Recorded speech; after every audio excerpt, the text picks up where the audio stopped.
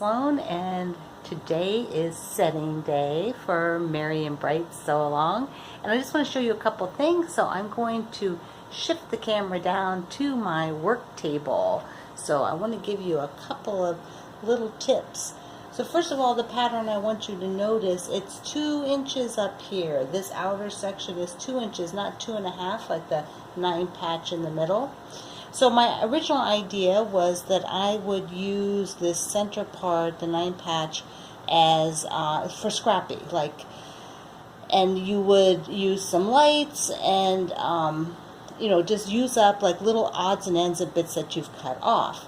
And so I have over here where I took the lights and cut all of these longer strips, which are 2 inches wide, and then everything else, these pieces would all be 2.5 to work with, and then these are the corners that I'm going to have, which are going to be 2 inches, just like that unit.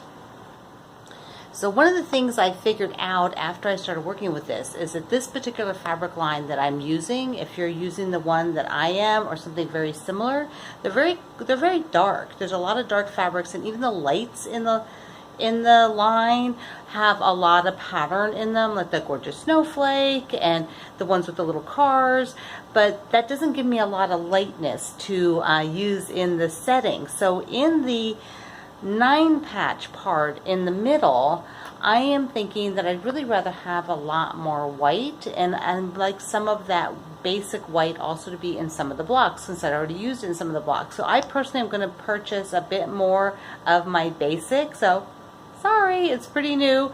You should, what I used for my basic was a Moda Grunge, which is something you can always get, and if you've got something similar that was a basic for your light, you should be able to get another half a yard, and that gives you a lot more flexibility.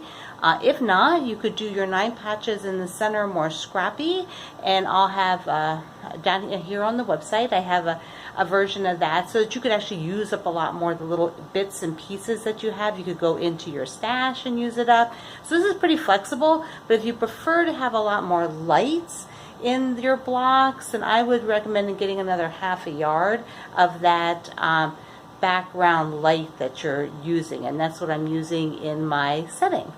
So Pat Sloan here to give you some little insight into how I'm working with the Merry and Bright setting blocks. So chat with you later.